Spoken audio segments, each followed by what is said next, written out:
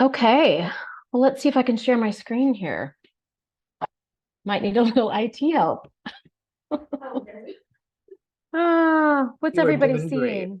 Oh, okay, hopefully they're seeing the slideshow. Let's see, from the beginning.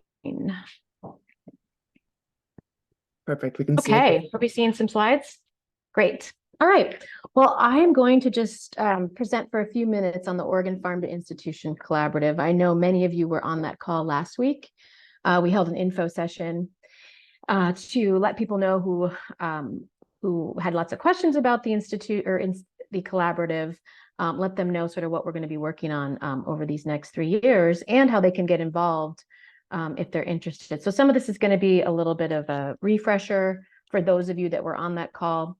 I'm not going to go into it near as much detail as we went into last week, so I'm only going to be on here just for a few minutes, but definitely wanted to give those of you who didn't have a chance to join that info session a sense of what this project is all about, and then again, how you can get connected to some of the work we're going to be doing over the 3 years. So we have launched a statewide farm to institution collaborative, and we've done this in partnership with Healthcare Without Harm as our lead agency for a USDA regional food system partnership grant.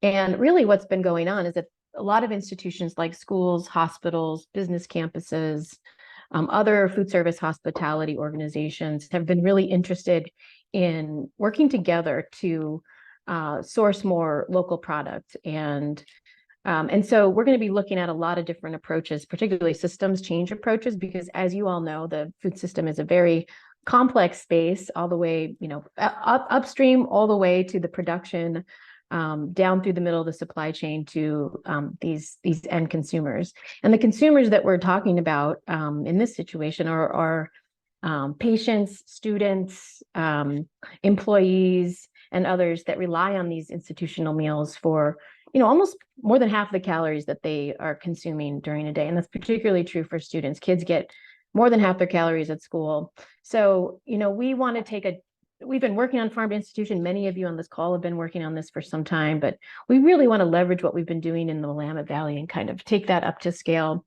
at the state level. And so this project is intending to do that.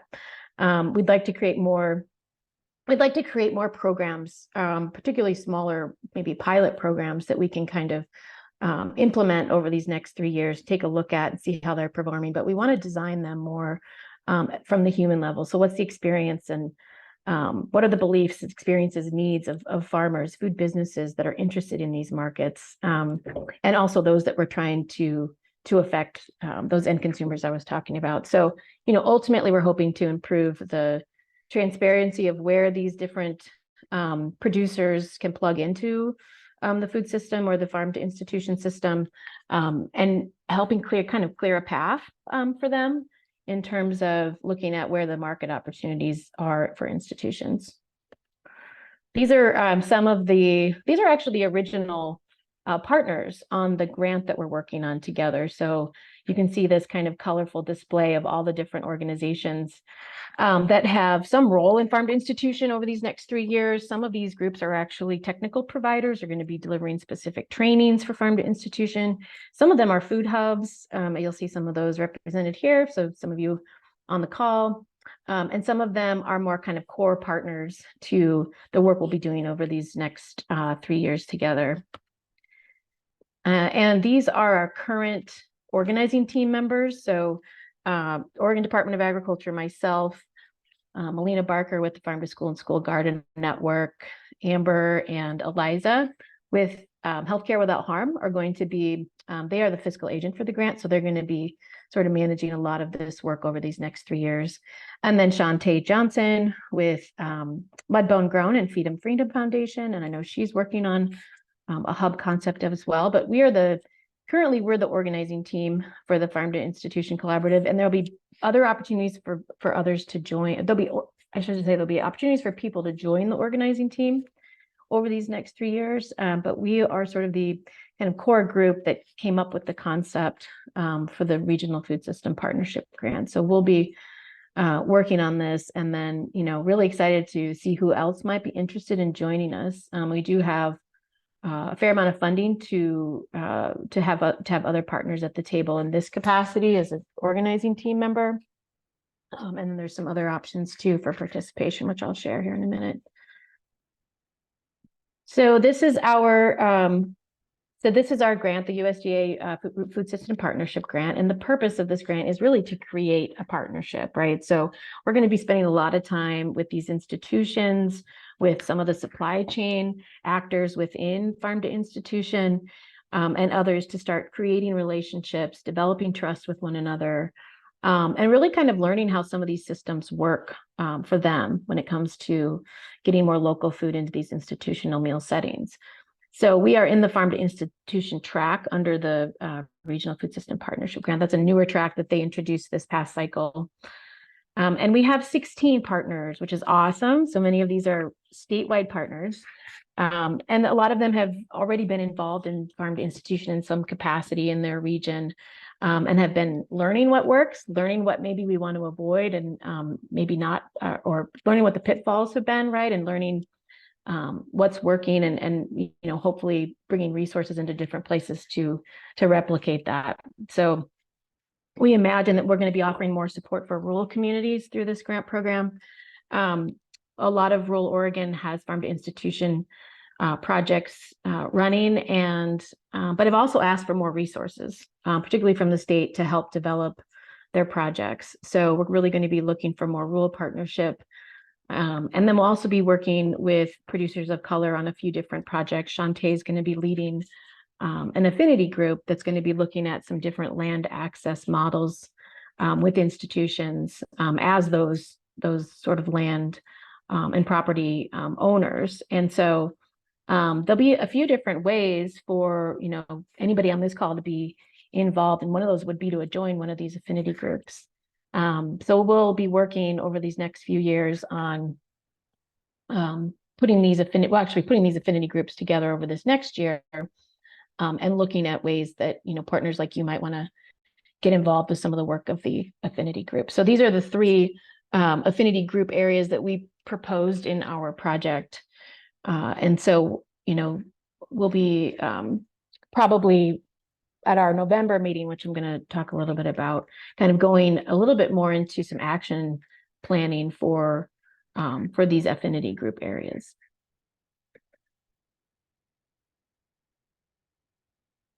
So opportunities for you to engage. So we're working actually with a consultant out of Colorado named Regenerate Change on setting up our governance for OFIC, or for the Farm to Institution Collaborative. And so I don't have all the details of exactly how these processes work yet, but these are some of the options to get involved in the collaborative over the next 3 years. So one of the ones I mentioned was to join the organizing team, and obviously you'd have a little bit more of a role with setting the kind of setting the vision for what the collaborative will be doing, or implementing the vision of the collaborative. And obviously it's a little bit more intensive work to be at that level. But you can also attend, we will be having quarterly meetings. And so you could come to a collaborative quarterly meeting just to find out, what's going on in your region, what are the opportunities coming up. For example, we'll be delivering regional trainings around the state in year 2. And then, as I said, you can also participate as an affinity group member. And we do have funds available for all of these different ways to engage, and we just need to figure out exactly how it would work to bring partners on board. So that's something Regenerate Change is going to be helping us with over these next few months. We will be having an in-person gathering on November 15th and 16th. This is going to be held at Chemeketa College. And this is really where those 16 partners are going to come together and start, kind of rolling up their sleeves and developing these work plans under our affinity group areas. So if anybody's interested in attending this, or talking more about how, you might get some of your, get some sponsorship money, or get some, a stipend for being part of the collaborative and attending this, we do have funds available for that to cover lodging and things like that. So if this is something you're interested, please reach out to Eliza. So Eliza McCoo is the project coordinator, and her email is right here. And so if there's any questions you have about the collaborative, you want to get on the mailing list, etc., please reach out to her. And I think I might have a couple, that's the end of my slides, but I might have a couple minutes for questions if there are any at this time.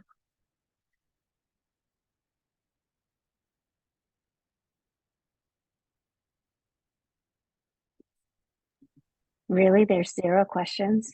No. I don't believe you. Let's stop share. Here we go. So do you have like expectations or what you're looking for with all those partnership opportunities? That's a great question. And I don't have those yet. I mean, I don't personally, but I think if part of your mission is farm to institution and, there's capacity for you or one of your staff or partners to participate, then definitely, yes. I mean, we are looking for, I think at this point, partners that do have some role in farm to institution. So they're either we're not looking to specifically engage with producers through the collaborative, but those that are helping facilitate relationships or even transactional work between producers and these institutional buyers, definitely.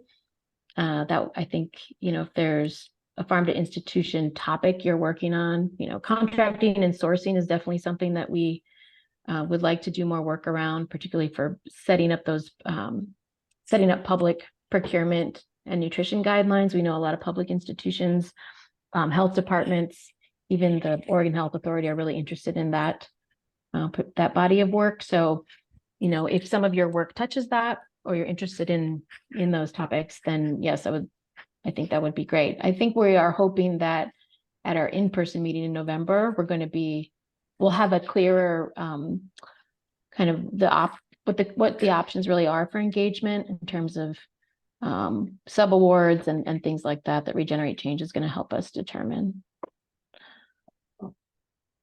So it's sort of stay tuned, but join us in November if you'd like to know more, and if you need funding to actually come in person for that event, then we'd have funding to help support that.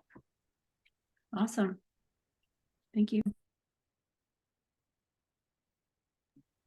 All right, other questions? Does the institution word, it refers to schools really, or is it as broad as that word is? Are we talking about, I don't know, clinics, jails, Yeah, etc.?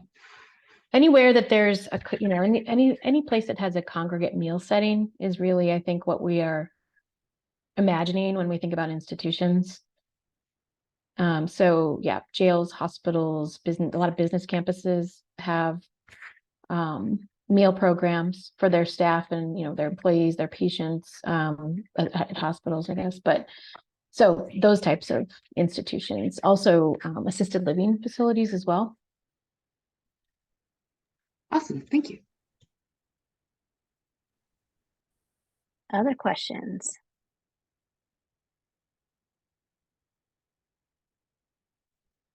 Amy, do you have any call to action for this group or anything you need from them at this time?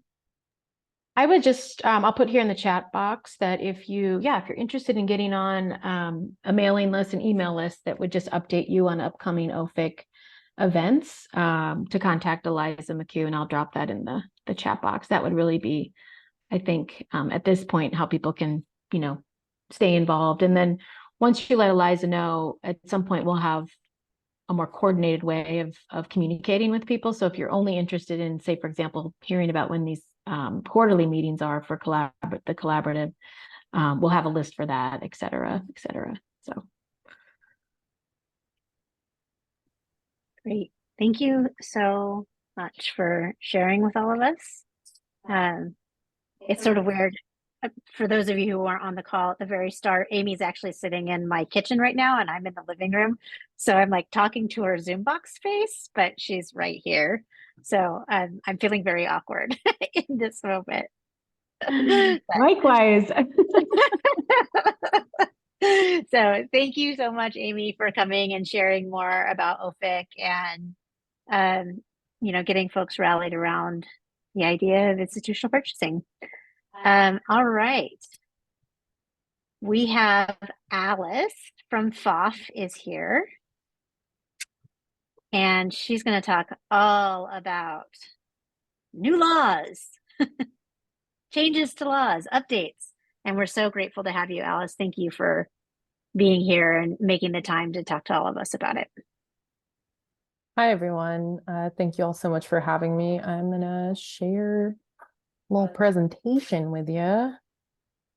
And I am here primarily to talk, well, really only to talk about SB 507, which was an update to the Farm Direct Marketing Law producer process exemption that was passed in the 2023 legislative session. And first, I want to just drop a link in the chat to the page on our website where you can see kind of the running history of SB 507. We also did a webinar about this earlier, like about a month ago, maybe 6 weeks ago. And we heard from our legislative champions and heard from other folks, food safety experts at OSU and other folks about this. If you want some more information, please do check out the webinar at that link. But yeah, today I'm here to talk about what has changed. Oh, okay. So first, I wanted to a little bit back up and give you a window into the process of how these changes came about.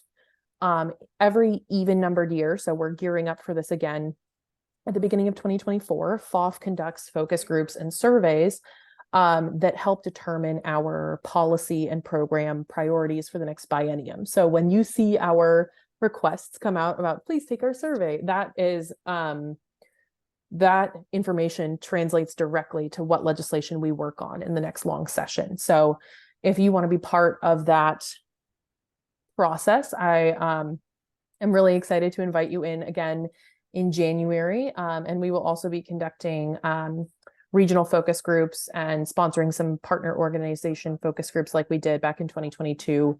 So look out for that process. And in 2022, we heard that, that farm direct producer process exemption had been around for about a decade at that point.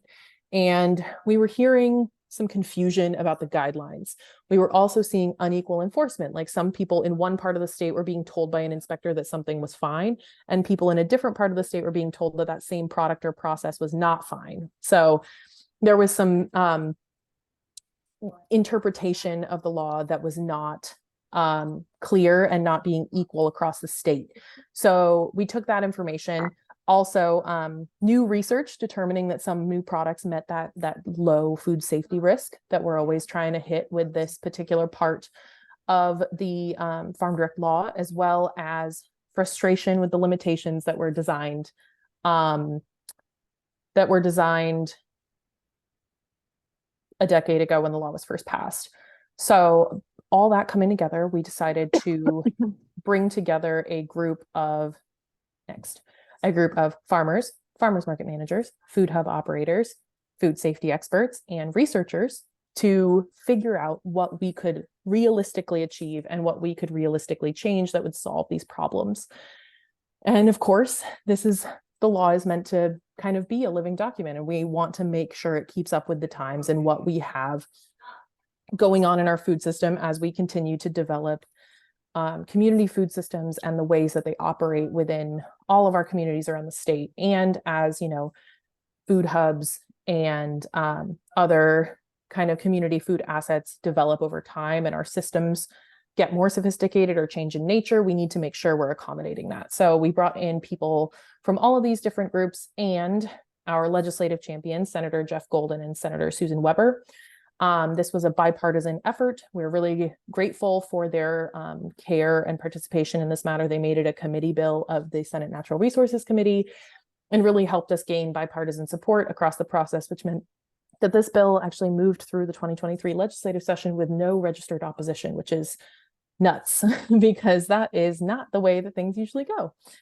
So we were super, super grateful for that process and for the collaboration of those partners. So the bill passed in the session and the governor signed it. So now what are we doing? Right now, that bill had a 90-day clause that it would go into effect 90 days after the end of the legislative session. And that 90-day mark is this Saturday, September 23rd. And what we were told originally was that ODA was going to be undergoing their rulemaking process prior to that date. But we were told, not last week, but the week before in the food safety meeting, that their process is looking a little bit different, that they are almost done drafting the rules that they think apply to this. And then they're going to convene that rule advisory committee, or RAC, next week after that deadline to go over the first draft. And then it will be open for public comment, and then hopefully be enrolled in statute, in official with the Secretary of State and everything by, let's be honest, probably the beginning of November. But so technically they are not behind, but this is a little bit slower than we first thought. So if you heard from us earlier this summer that this was going to be final and right and official on September 23rd, I apologize. That's what I was told at the time, but we are working on a little bit of a slower timeline. But that means that you still have plenty of time to give your input on these proposed rules. So the Rulemaking Advisory Committee, they're asking for folks who have, a direct stakeholder role in this. So food hub operators obviously do. And there are folks from the food hub realm who are already signed up. I know that for sure. So don't worry, you will be represented.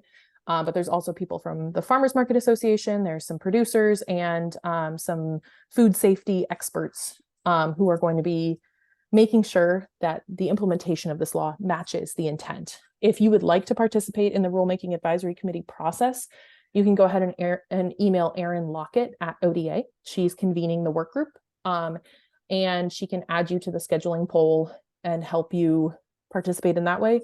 You do not have to be a participant in the RAC to give public comment. There will be a public comment period that's separate. So you'll still be able to see the draft rules. FOF will probably do a blog post analyzing them and saying what we think is good, what we think could be strengthened, what we think missed the mark or whatever, and give you some talking points if you'd like to have our analysis, or you're more than welcome to, analyze it on your own based on your expertise, because I know you all are experts in the food hub field. For a refresher, I know that these products, the farm direct producer processed exemption products, were not allowed to be sold at food hubs usually. That we went back to the unequal enforcement part earlier. Some people were being told different things, especially during the pandemic. But by and large, these products were not allowed to be sold by third parties. They had to be sold by the producer to the end consumer. And they are low risk value-added products. So acidic and acidified water bath canned products, that really means your naturally acidic jams and jellies and sauces, your acidified products like pickles or things that have vinegar added to them, then your lacto-fermented products like kimchi, sauerkraut, and dried fruits and vegetables. It's still true that all principal ingredients, so all fresh produce used in the production of these things, has to be grown by the processor. And it's not on the slide, but you still do have to use an approved recipe. So the approved recipe sources are on OSU Extension's website, but Cooperative Pacific Northwest Extension publications, the So Easy to Preserve USDA Home Canning Guide, and the University of Georgia Guide, I know are all approved sources. So that's really helpful. And the previous direct-to-consumer sales mandate had a limit of $20,000. So now we're going to talk about, now that we know what was there. This is the current law. If you have questions about that, I just wanted to make sure everyone was aware of what's currently the law, because most of these guidelines about the products are going to stay the same. So now that you all and the food hubs that you represent might be able to be selling these products on behalf of your producers in ways that we'll talk about in just a second, making sure that you're familiar with the guides from OSU and with the guidelines of this program. It's a great place to start. And so the changes that were made are in three big categories. So we have new products, new processes, and new sales opportunities. And I'm sorry, I'm zipping through this. I want to make sure we have plenty of time for questions. And also I am currently at a conference, so I have to get back right after my Q&A. So thank you all so much for bearing with me. The new products that we added are maple and walnut syrup.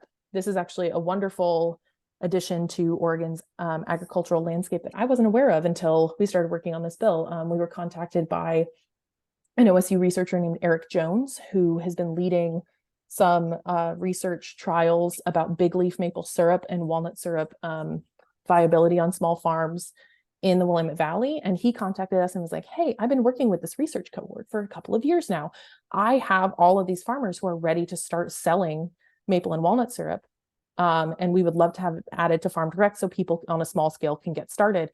And I had no idea. He says it's going to be bigger than blueberries. So watch out, everybody. We are headed for a maple syrup boom.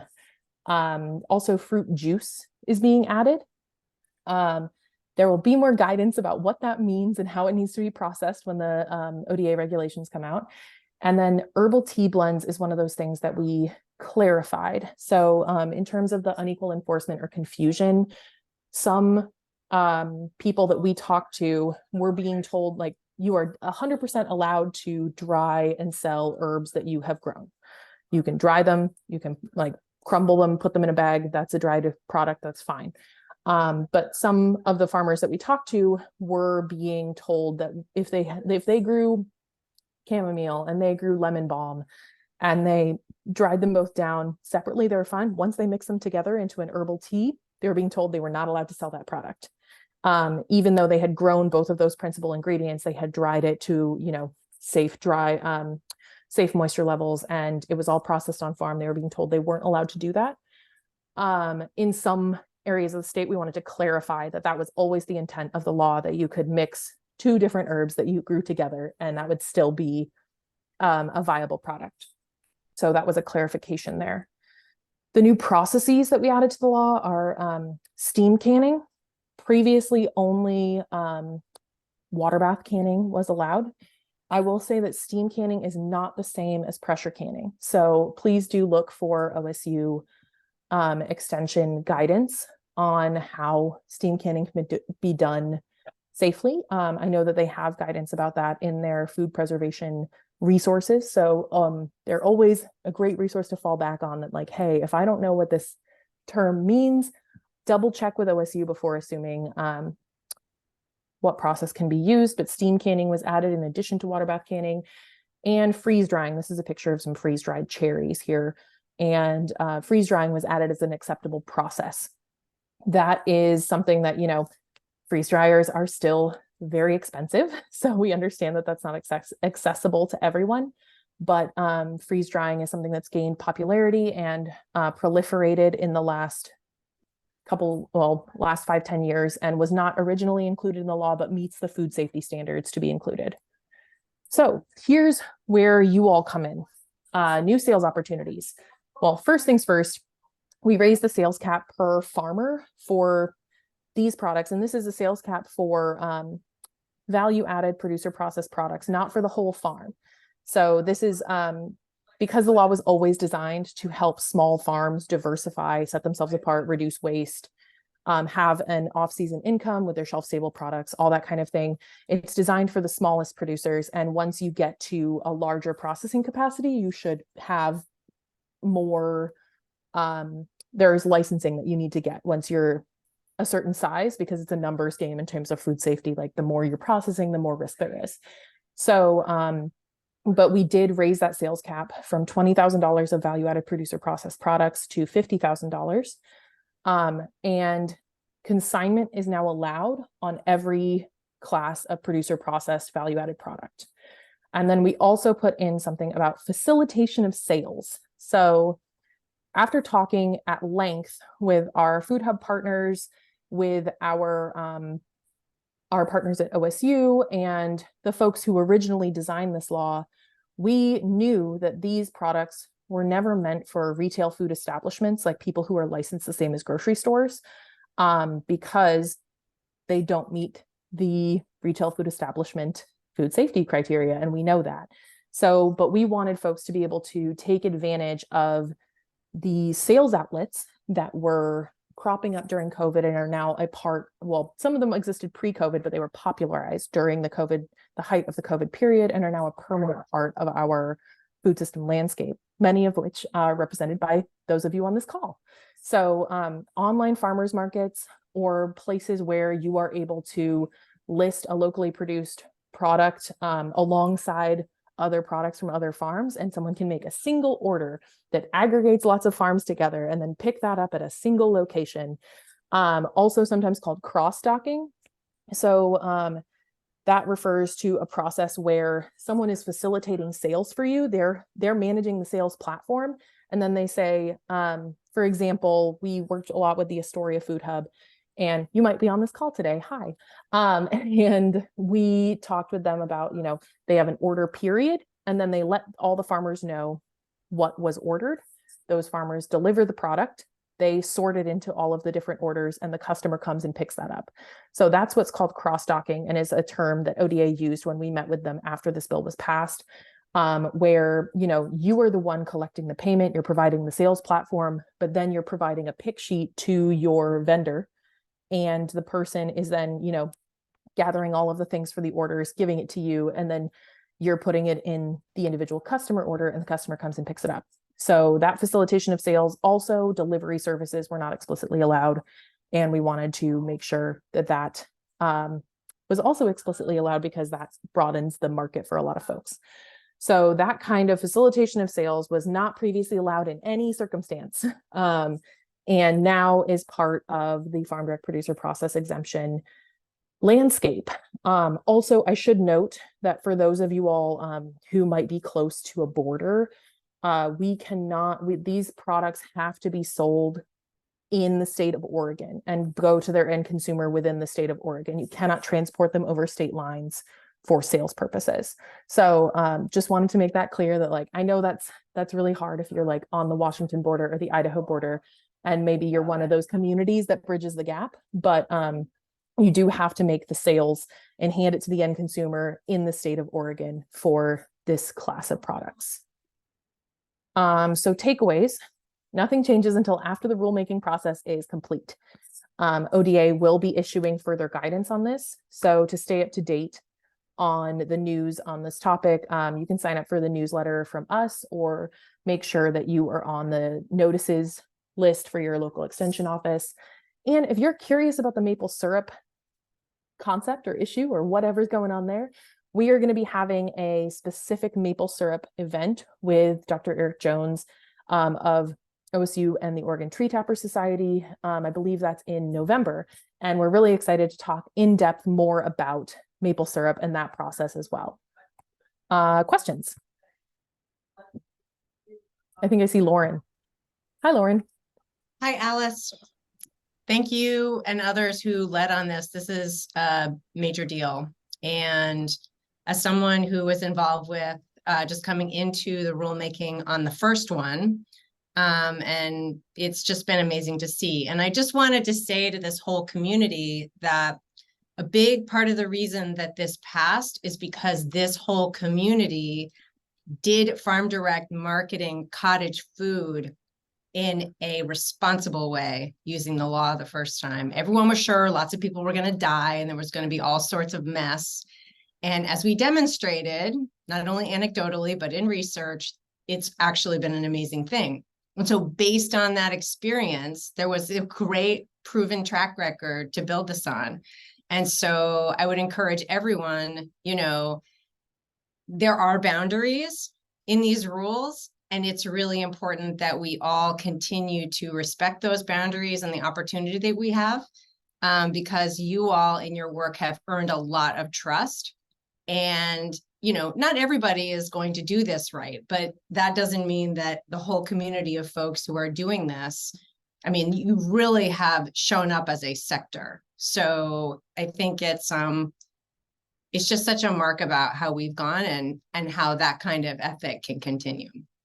So thanks. Thank you, Lauren. And yeah, I do want to echo that this is very much a community effort and brings together so many different parts of the system. And I think that's something that, yes, we want to make sure that folks are very aware of these regulations. And at the end of the day, the legal liability is always with the producer of the good. But so like your food hub, or like if you were a farmer's market manager, you are not by having that person at your venue, so to speak, you are not assuming the risk for that product. But it is, I've been a farmer's market manager. I've also been this is a picture of some pickles that I made for my farm stand under the Farm Direct Producer Process exemption. And so I've been on both sides of that. And it's really important that we provide the resources for our communities to do these things right and to set a high standard, so that we can continue to grow the amount of cottage food and the overall perception of safety in cottage food and farm direct in the future as well. So thank you for bringing that up. I see Jasmine has her hand up. Yeah, hey there. Thanks for everyone's work on this and great presentation. Really appreciate it. I have two questions. One is the principal ingredient still kind of the same for the freeze drying product? Like, is the producer still growing that principal? Yes. So that means that like we're talking only about freeze drying fruits and vegetables in this situation. So like anything like the freeze dried candy or like some other things, like I've seen there's this I live in Junction Oh yeah, people City. get crazy. Yeah, I live in Junction City, and on 99 there's a place that has a big sign that says quail eggs and freeze dried Skittles. And I'm like, that's an amazing business model. But I think that it's important to note that if somebody wants to do that, they would still need to be using a commercial kitchen for freeze drying any store-bought ingredients. This is only for like fruits and vegetables that are grown at the by the processor. So yeah, thank you for flagging that. Great. Yeah, that's what I thought. And then I have one other question, which is about, it says one of your slides said consignment allowed, and this was also referring to the online farmers market. And not to go into specifics just about my organization, but I have a physical brick and mortar consignment model food hub. And I chose that for my community because we have a lot of computer like illiterate people here, folks that have a problem with computers and don't have access to them to order their food. So I'm wondering if that's consignment allowed still pertains to that kind of situation. Yeah, Does so that make sense? that does. My understanding is that they're going to be a little bit more specific in the rules that come out. But we really flagged the consignment and the facilitation of sales cross-docking model as places where we thought this was appropriate. And so we intentionally didn't use the word food hub in the legislation because there are so many different models of what folks consider to be a food hub, and we didn't want to like take that name away from anybody, but we needed to pinpoint the business models where this was appropriate. So my understanding is that yes, a consignment style food hub, if you have like a written consignment agreement with your folks, and then there's an understanding of how those products are going to be held during the time they're being consigned and all of that kind of thing, that would apply to these changes, and you would be allowed to do that. That's my current understanding. And I mean, hopefully that will be confirmed by the ODA rules that come out. So we will. So maybe that's something I should come and advocate for during public comment. Yeah, definitely. Yeah, I think we are going to be very active in the public comment period, making sure that they understand, who we're actually trying to help here, and making sure that they're aware of the landscape of food hubs that are out there. Great. Thank you so much. Oh yeah, so there was a question in the chat about labeling requirements, and Lauren is correct. This bill did not change anything about the labeling requirements for this class of products. So all of that stuff will remain the same. But there was another bill, which I'm not going to talk at length about, but I wanted to make people aware. SB 643 made some changes to the home bakery bill. And that also, it's a whole thing. They're going to start, that one doesn't go into effect until January 1st. So that rulemaking process is a little further out. So no changes yet, but part of that law was that they are starting a process at ODA where you can apply for a unique identifier number. where you can get like a producer number instead of having to put your physical address on the label, because that address requirement is problematic for some folks who, like, you know, obviously you don't want people just showing up at a working farm. It's dangerous. And also, like, if you are leaving a domestic violence situation and you don't want your address to be publicly available, there are many reasons why people wouldn't want to put their address, their home address, on their product. So that's the only thing I would say about labeling, is that that unique identifier system will be coming online with 643, and look for more information about that in January. Shelley, hi, I see your hand.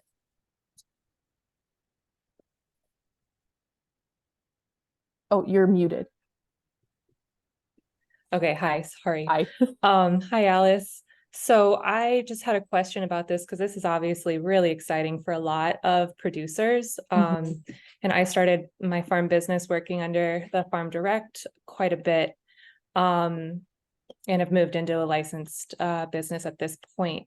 My question around this for Food Hub operators is, what's our, I hate to bring up like liability and compliance, but what's the guidance for working with producers and making sure that they are following ODA's rules around approved recipes and whatnot? I think that there's potentially quite a bit of hand-holding that will go along with that for Food Hub operators. And I know that at the farmers market, we see this where there's a lot of questions sometimes with whether a farm is following the rules or not. So if we're taking on consignment or farm direct products,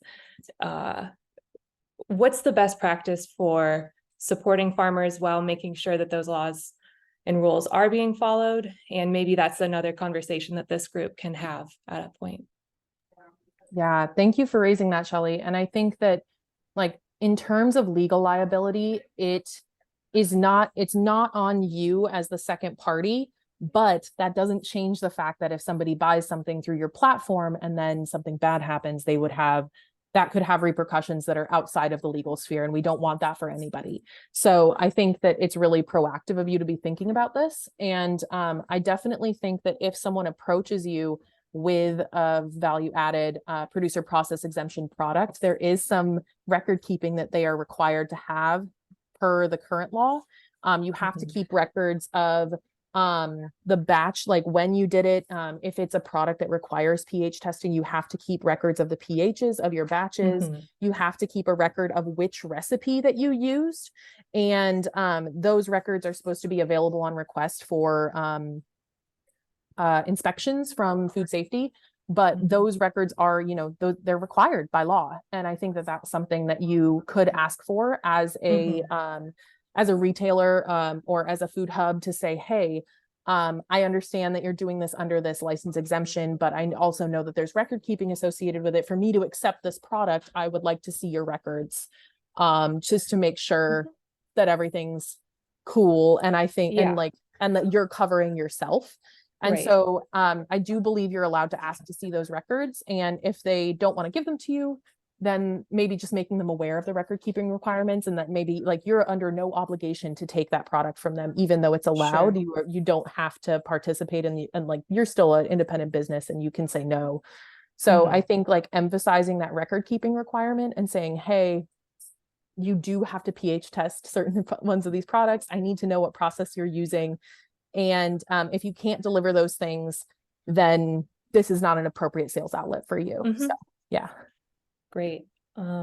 Thank you.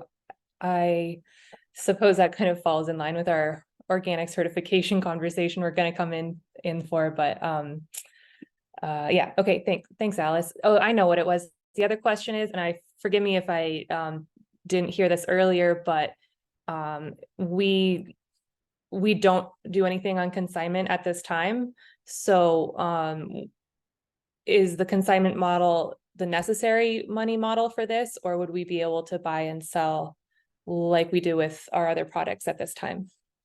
So that is where it comes in, that you cannot wholesale these products. So it would either have to be a consignment, or you would have to, like, do that cross-docking thing. So you could take orders for them and then say, hey, we have orders for 16 pints of raspberry jam, and then have them bring you the raspberry jam based on the orders after a certain time period, but you can't wholesale these products. So that's why we had to be so careful about like not saying food hub and making sure that this wasn't going into grocery stores, because that was a real priority for ODA, is that we weren't creating a loophole where people could sell these unlicensed products in grocery store settings. Right.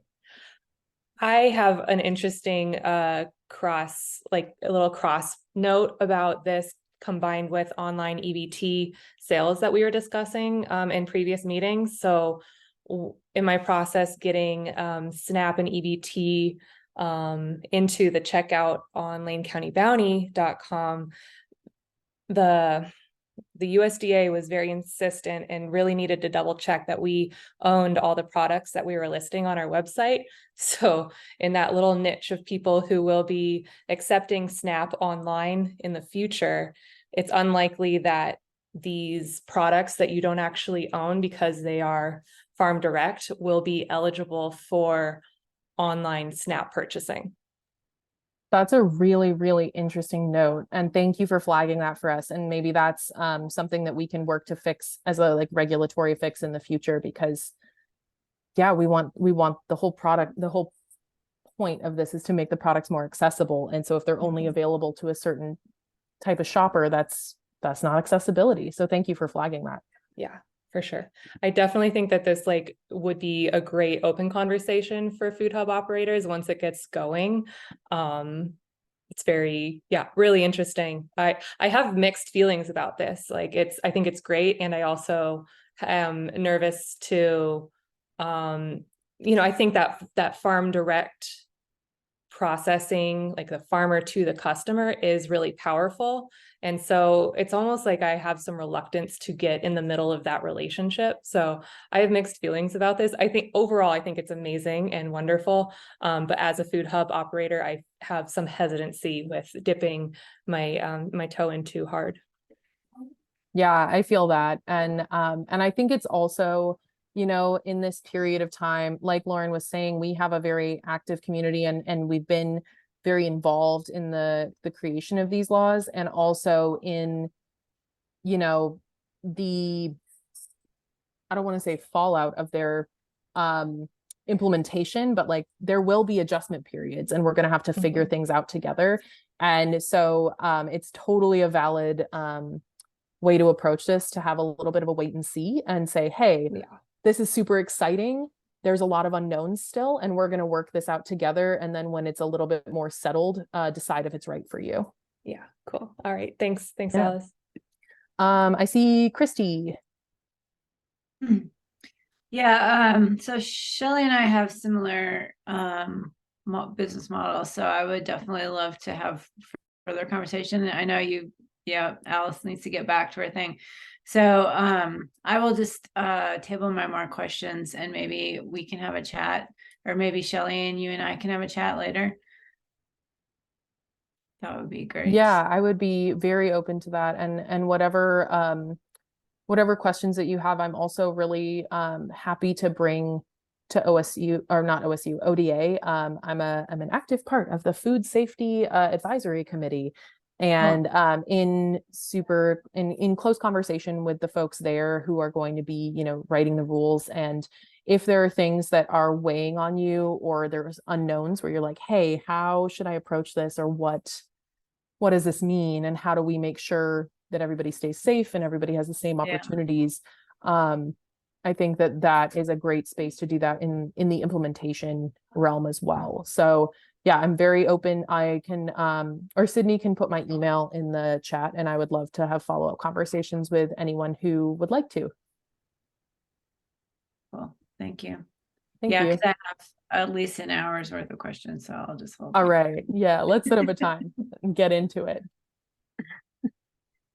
Any last question? Oh, so go ahead, Alice. Sorry. Oh, I was going to say, Jasmine, I still see your hand up. Do you have another question? Nope, just can't figure out how to get it down. There we go. Got it. Great, no problem.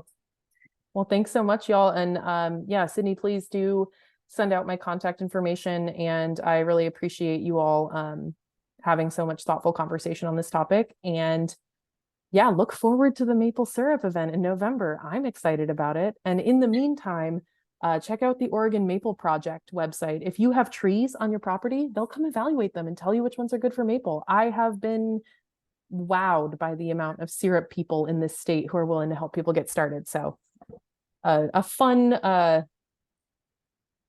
what's the right word? Side effect of this work is that I appreciate our syrup producers so much. I love this. Thank you, Alice, so much. This is huge, and I think it's going to be interesting to see how we all grapple with it as we move forward. There's definitely complexity as we think about how we move forward with it as individual hubs. But thank goodness for this group because we can talk to each other. We're very, very lucky. I appreciate you coming on, Alice. Fly, be free. I'll drop your contact in the chat and we'll go on from there. Okay, thank you so much. Have a great rest of your day. Thank you. All right. I am unsure if our next speaker actually joined the call. Is there anyone on this call from Oregon TILF?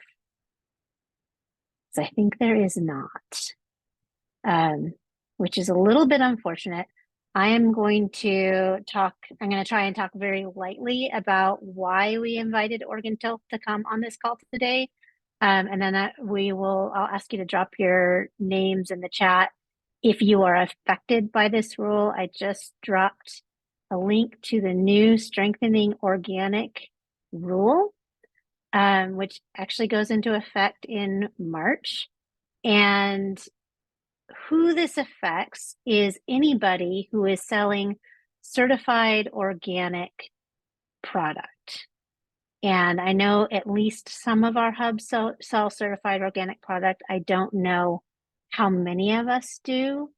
So if you do sell certified organic product, please put it in the chat because I will round us up and try to get a separate conversation for this group that is directly impacted by organic. And really what this new rule does is it starts requiring certification of folks who are selling organic product who have never been certified before. And the exemptions are fairly low. And I'm sorry, I'm sort of like talking at this like really ridiculously high level because I had Levi scheduled to come. He was out. I don't know if he was on vacation or if he was on leave, but he said he would join us and it looks like that didn't happen. So trying to get some resources for this. I'm super sorry that it's not more detailed than this. But please, if you sell organic product, please read through that rule. Think about how that affects you. Read through the exemptions. Some of you may be exempt. Christy, I think you would probably end up being potentially be exempt. But the exemptions a lot of us aren't going to be exempt. So please, please, please take a look at that. Oregon TILF also has some resources. They have some videos on their website about this new rule. You can take a look at those. I think the videos, according to Levi, he felt like Levi is one of the educators at Oregon TILF. He felt like they were maybe going to be a little bit overwhelming for most of you, but that it's definitely a place that you can go and learn a little bit more about it. But I just want to flag this as we need to be aware of it and we need to have some conversations and get some help figuring out, do I really need to get certified today or am I exempt? So please, if you're selling organic, yes, we've got Shelly in there. So I'm sorry that that's not the great presentation that I had lined up for you. Are there any questions at this moment, knowing what little you know and knowing how little I know? Did you like that? I have questions. Yeah. This is Carrie. Hi, Carrie. How you doing? Hey, I've been trying to pursue certification through Oregon TILF, but they said they're not certifying livestock and they have no ETA as to when they will. And this is for my layer production, my egg production. And they said maybe you can get certified through another agency, but what other agencies will do that for Oregon producers? I don't I know there are other agencies that certify organic, but I don't know all of the agencies that certify livestock. I'm sorry, I am definitely not an organic expert. But let's capture that note that that's information that we're looking for. And I'll do some follow up on that. So Sydney, sorry, Okay, thanks. I'm confused. So this is something that people that are selling organic products need to go through now. And does this have to do with like how we're handling organic products and conventional and the contamination? Yeah, so my understanding, the underpinnings of this rule, it really wasn't meant to catch all of us hubs unaware and cause us to have to get certified. But there's enough fraudulence in organic, especially in import and export, that there's been this movement to strengthen organic handling rules and who has to be certified to handle and warehouse organic product. And yes, it's about cross-contamination and it's about fraudulence. But what it has meant in practice is that some of our hubs who are selling over a certain threshold of organic food need to become certified organic handlers. And that threshold is actually quite low. I can't remember what it is, but it's very, very low. And it was low enough that I wouldn't be surprised if many of us need to become certified.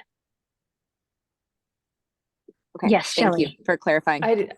I just have experience with organic crop certification, and I know that a lot of us might who are coming from the farm side, but is it okay if I just talk a little bit about my experience and like how I've handled being a farm that runs a food hub that has an organic crop certification thing? So I feel like I can provide a little bit of background with the lack of Levi here. That would be really helpful. Thank you, Shelley. Sure. So so just like the basics of this real quick are just,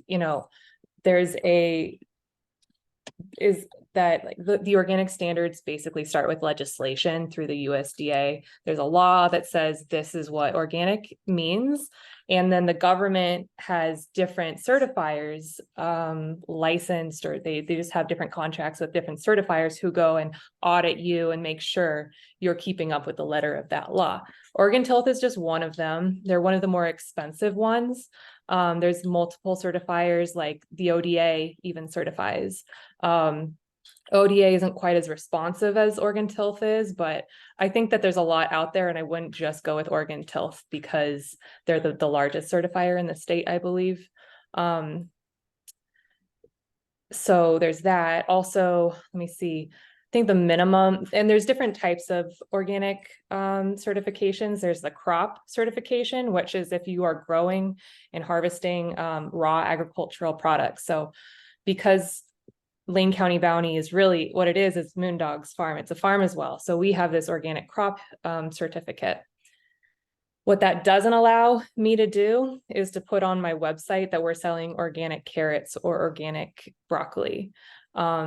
It's all about the labeling, and because I'm actively being watched by Organ Tilth, I just keep as much off my website as possible with like organic labels. If you go to my website, there's very little that talks about organic. And that's because if we did start to advertise that we have organic produce, then that would trigger us needing to have that organic handling certificate. So the organic handling and processing really covers all kinds of activities. Like if you get organic grain in bulk in a 50-pound bag and want to repackage that down into smaller packages and say this is organic grain on there, you need a organic processing and handling certificate. I can still do that activity under ODA licensing, but I still can't say that it's organic grain. What I can say is it's grain, and in the ingredient statement, I can say it's organic grain. So all of this comes down to labeling and traceability. So it seems scary that a food hub might need to take on some extra record keeping. However, if you're keeping track of your invoices and if you are keeping track of what's coming into your warehouse and what's leaving your warehouse, you kind of have everything that would be required of you. So I think we can really put some best practices together for food hubs who do need to take on a handling certification. It is a little bit of a pain in the butt, but it's not the worst thing. I think I've always complained about needing to be organic certified. However, it has improved my record keeping monumentally. So there are some benefits. There is also government funding to cover 50 or 75% of your certification fees. I think every year my certification is about $750 to $900, depending on how many hours the inspector spends with me. And we usually get, I think it's like $500 in grants from the organic cost share reimbursement program. So that's some of my experience with this, and I'm happy to be a resource. We are probably going to move forward with an organic handling certificate.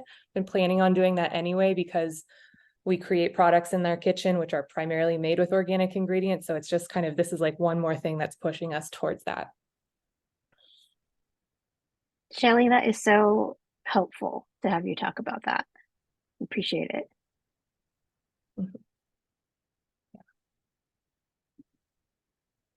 So that's all I have, because we need to do some more education on who is impacted by this. And I'll work on getting that together and get some information out to you. But I would highly recommend, if you are selling any organic produce at all, please do read through the Strengthening Organic Rule and start thinking about whether that impacts you, and start thinking about finding a certifier if it does impact you. If you think it does, it probably does. In my conversations leading up to this day with Levi, he was very much clear that it was going to impact an awful lot of folks, and that if you think it does impact you, it almost certainly does, because the exemption list is so narrow. So there's a bunch of us that might need to start getting it certified organic if we are going to sell organic foods. Yeah, Chrissy, that might be your solution. And it may not impact some of our smaller hubs. They may in fact be selling organic produce at such a small scale that they are falling under the exemption. But please, please, please, I just want to flag this for all of your attention. It's real, and it sort of took me by surprise. So I just want to make sure you all know it's out there at this point. And I'll work on getting some more education into us. All right, we have about 20 minutes left in this session. Does anybody want to talk about any hot burning questions or slow smoldering questions out there that we want to talk while we have this brain trust together? And I've got two screens of you, so I can't see if anybody's got any hot burning. Yeah. It's Erin. Hey, Erin.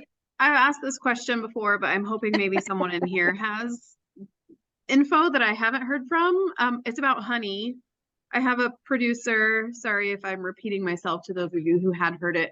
I have a honey person, and she currently has, 20 hives or less or something. And she extracts it on her property, but she wants to make infused honey. So obviously, if she's using my commercial kitchen, it's not farm direct. But they're telling her she needs to extract it in the kitchen, which means bringing all her combs to the kitchen. Does anyone else deal with or know anyone that makes infused honeys, like legally? Because I know a ton of people that do it just on their own and slide under the radar of ODA, but she doesn't want to do that. And even our ODA inspector, she asked the statewide person and no one was really sure. And she was like, just to be safe, I'm going to say that she has to extract it in your kitchen. But she was like, that sounds crazy to me. So anyone else with any other info that you might know of?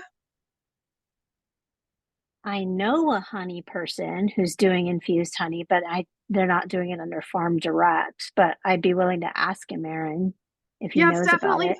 not Farm Direct because she couldn't do it at her own place. It Mhm. to change it to Yeah, once it's infused, it's not, you can't do farm direct, I'm pretty sure.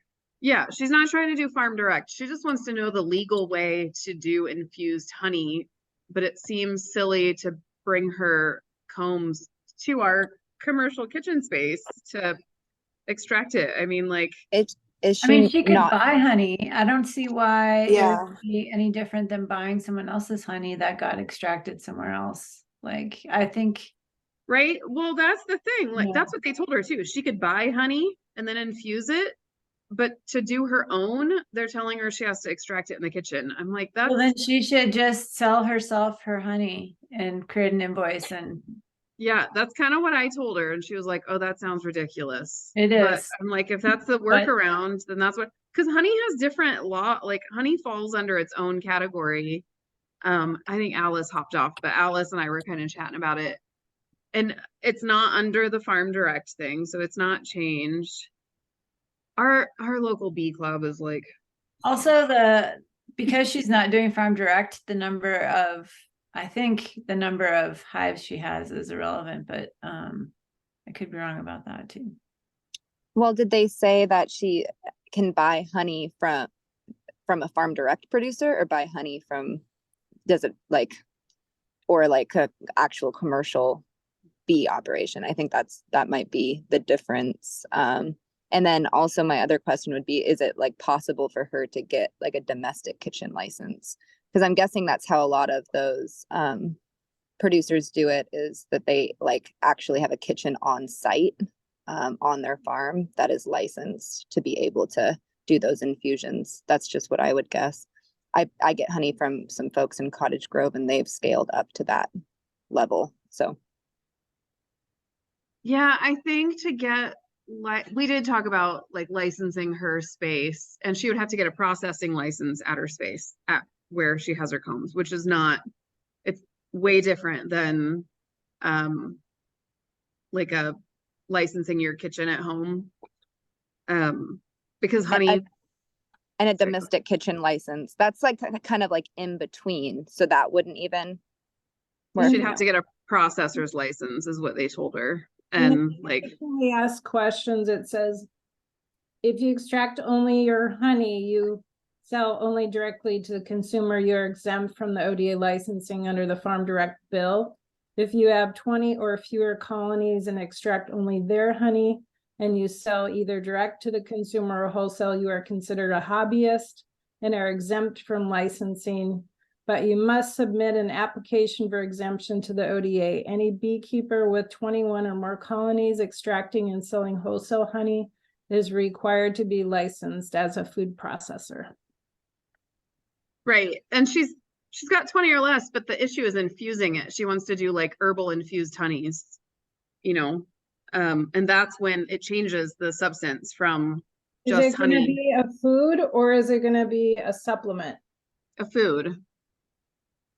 But since she's changing And the pH, it's a pH problem. The pH has to be below 4.2. That's all you can do is acidify it. So then you would do in the acidified foods Farm Direct ruling, I guess. That's how I would look at it. yeah, Is ODA there- was, Because if you put something non-acid into that anaerobic environment of honey and you don't acidify it, you could cause Clostridium botulinum, which is botulism, and right. that's why. One option she could look at is finding an organic honey producer in the area and seeing if they could co-pack or produce bulk honey for her, and then she can take that honey to the commercial kitchen and make that infusion. Yeah, it doesn't seem like she would be able to use the Farm Direct honey to No, make that's that not what product, she's- because it's bypassing, like, that's supposed to be direct to consumer. So then she would be buying it and then reselling it. So yeah, I understand it just seemed unclear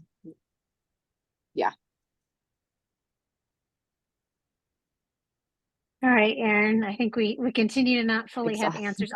I'll connect you with the beekeeper folks that I know directly and see if maybe he can help you went through how he made it through that stage, because he's doing infused honeys, and I know he started out in cottage, so perhaps we'll get some information there. That would be fantastic. Thank you. I've got a couple questions from Twyla and Lindsay, and I don't know whose hand went up first, so if you guys want to battle it out. Twyla's was up first. Oh, All you're right, so nice, Twyla. Lindsay. We didn't need a battle. But it's kind of fun, like in a good spirited kind of way. Right. Especially since we are each other's counterpart. I just wanted to touch on that. I have a producer who sells, she does not call it an infused honey, but that is essentially what it is. It's 2 ingredients, honey and elderberries. It's an elderberry syrup is what she calls it. And she went through all of the correct processes to license herself. So we learned a lot and she's a volunteer. So we went through this with her and learned a lot. The piece of it, I think that, as a few other folks have mentioned, that's like super important, is that the honey, if this producer was to sell their own honey, they would be selling it under the farm direct rule, right? Like they're not haven't gone through all of the honey rules to be a honey producer, a certified honey process producer. She produced or purchased her honey from someone who went through all of that process, and they are a producer who can sell their honey at the grocery store. Selling her own honey back to herself might be an option, but it still would be, like you said, a roundabout way of selling farm direct honey as something else. So this producer, what they did was they purchased that honey, which can be sold in a store, and then they got their processing license to process the honey into what it is. The ODA is telling this person that they have to process their honey in your kitchen because they haven't gone through that process to become a certified honey producer, right? Is that kind of what the ODA is saying? Like, if this person doesn't want to go through this route, then by using a certified kitchen, they will accommodate what we need and they can use their own honey to do that. That seems like a really strange workaround, because then that person's not having to go through all of the other processes that other honey producers have to go through to sell their product. That's where I'm having a little bit of confusion. Does that make sense, or did I make it worse? No, I think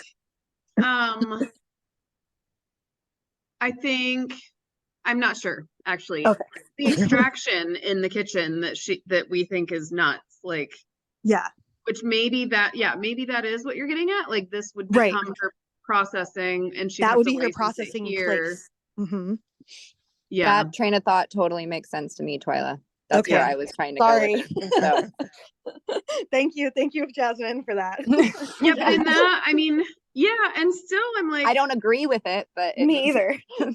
Yeah, it's kind of bizarre. Like, I mean, because if she gets licensed as a processor at her place, she would still have to infuse it in the kitchen, I think is what they were telling her. So I don't know. It's right. Then they want her to do 2 things. They want her to become a honey processor producer, and then they want her to do the thing that our producer had to do, which is either qualify themselves as a domestic kitchen or go rent one that has gone through that process. So they're making them go through both of the processes, right?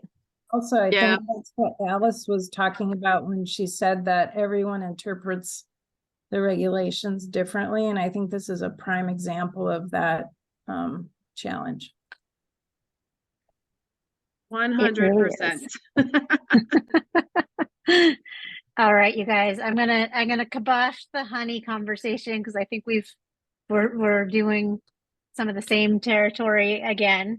And Aaron, we'll see if we can get you some other resources, and that'll probably confuse the issue even more. We've got time for possibly 2 more questions, and Lindsay, you are up next. So it's interesting because I just came across this a couple of days ago, because I'm going through the process of making sure all our vendors and producers, you know, have up-to-date certifications that we have records of and licenses to sell through us. And so I asked the honey guys for theirs, not knowing anything about the 20 hives or under until he explained it to me only a couple days ago. But it seems to me that when I looked into it though, that if you have 20 hives or lower, you can't sell to a retail grocery store. So you can only sell farm direct and you can't sell through like a third party at all. Yeah. So are we illegally selling honey at Food Routes? I don't think that's true. You don't think that's true? My understanding, because I do the same thing, my understanding is that if it's 20 or fewer, then yeah, I can sell it. So I'm also interested in the answer to this question. Oh, Shin, honey seems sticky. Really? Yes, honey seems sticky, and I'm was just going to write a chat to Amy and Lauren. Who can we get in here to talk to us about honey? Because honey is sticky. Because I think it is clear that we need some expert support here. So Sarah Masoni has the way. Yes, I agree. That was a good one in the chat, Sarah. And I was thinking, boy, Sarah, we need to talk about process authority with this group sometime. But go ahead, Lauren. So this is something that this always happens. And in any moment that we have to talk about this law and what are the opportunities, there are a million great ideas and they fall into, yeah, that's totally fine. Here's where it's written, or we'd better check, or hell no, you're not allowed to do that. Right. And sometimes with the you're not allowed to do that, there's an opportunity to say, well, what kind of research would it take for us to do that? And that's a great question for Joy White-Cusick, is someone at OSU who has done a ton of these validation studies on different products. So what I will say is Kelly Street is someone who some of you know from OSU Extension, who is in family and community health, who has really taken on having full knowledge of what is and isn't allowed under this law for a long time. And she is leading our effort to redo our extension publication on that. But there does continue to need to be a process of, well, the honey one is weird. What about that one? Or, you know, maybe with the maple syrup one, it'll be weird. Or this question here about elderberry syrup. So it would be really helpful, actually, if we could get these questions just into a simple like Google Doc where we can share it on an ongoing basis with the team of folks who know the regulations and also know the food safety stuff. There's someone at OSU who is working on master food preserver and that kind of thing for home consumption, but recognizes that they're also trying to have clarity for farmers making products to sell under Farm Direct.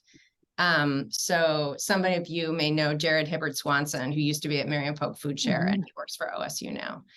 So I guess what I'm trying to say is there's a lot of different types of questions that you're asking. And if we could get them into one place for now, we can get them addressed by folks asynchronously. Thank you. That is helpful. We can get that started. I will send out a sheet for you to put your sticky or burning questions on when I send out the notes. I would agree with that too, with Lauren, that if you know, one of the things this group could potentially too, if there are a lot of questions and confusion about the BE rules that, you know, as Sarah Masoni was saying, some of these inspectors are probably interpreting whatever the process is, whatever the productive or the production process is, maybe a little bit differently than others. But if there's a letter or some sort of summary that you all can put together, this could definitely be something that the food safety when they have their team meetings could discuss. And then those inspectors who are seeing different things and maybe have different opinions can actually talk about it all together. And if you request, you know, some sort of response about what the agency's, you know, what's their, you know, what's the rule on this, or what's the guidance on this, then they can, that would be a mechanism for them to give some feedback. So that could also be a way of kind of moving forward, as we could put something together. We could share that internally. I think that would be useful, but out. I also think that we need to have a live thing where we can say, well, what about this? Well, what about this? Well, what about this? Because if I were to try to write down what conversation we just had, I would have a hard time doing it. So, I mean, because they could just say, well, just read the rule. It's on the state website. And we've all read the rule and we still don't know. So maybe both. Yeah, we could always maybe invite Susan Kendrick back from ODA, and she might be able to answer some of those questions. But the more ODA has situational awareness of the issue, the better prepared they will be to respond. So even having, just some different scenarios from each of your, respective hubs or the clients you're working with, I think would also be good. Even if it's nascent, right? I mean, these are just kind of like, you're not really sure, but here's some of the things that producers are thinking about and the products they're putting together, just so that if you wanted to invite them back, they weren't coming in sort of blind.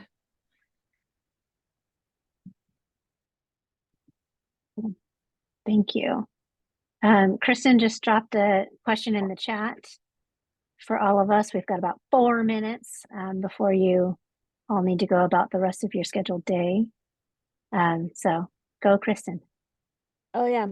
Sydney and I were on a call yesterday and I put this in the chat, but yeah, we were just kind of at the end of the call. It was like, oh yeah, by the way, do you know anybody who wants carrots or needs carrots on a grand scale? And I was like, yeah, my one of my farmers I'm working with, like his crop of golden cayennes like did not work out. And so I was wondering if it's of interest to this group, since we're in different regions and more in touch with the producers where we're at, if we reserve, if there are no like burning questions at the end of these calls, maybe we could reserve a few minutes to just bat around any procurement things that come up and pitch them out to the group. Because I know sometimes it comes across in emails, but not everybody catches everything at the same time or place. So I don't know.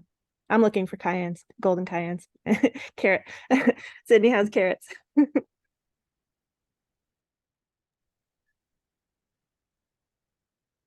right. Anyone else? Aaron likes that idea. I don't know, Aaron. I'm not talking to you anymore because you keep bringing up this honey thing that is like so hard and we don't have answers for. It's not honey. There's a tuna producer here. I would love to share out. All right, you guys. Thanks. Oh, so go ahead, Shelley. I was just gonna make a joke. This feels like a game of Catan where you're like, hey, I've got 2 carrots. Like, can I trade you for a golden cayenne? Or like, yeah, as long as you throw in that sheep. I would totally trade you 2 carrots for a golden cayenne. We've got carrots coming out our ears right now. Thanks, everybody. All right, you guys, this has been a great call. Thanks for showing up and having great questions and great participation. It's really great. Thanks for organizing. See y'all next time. See ya.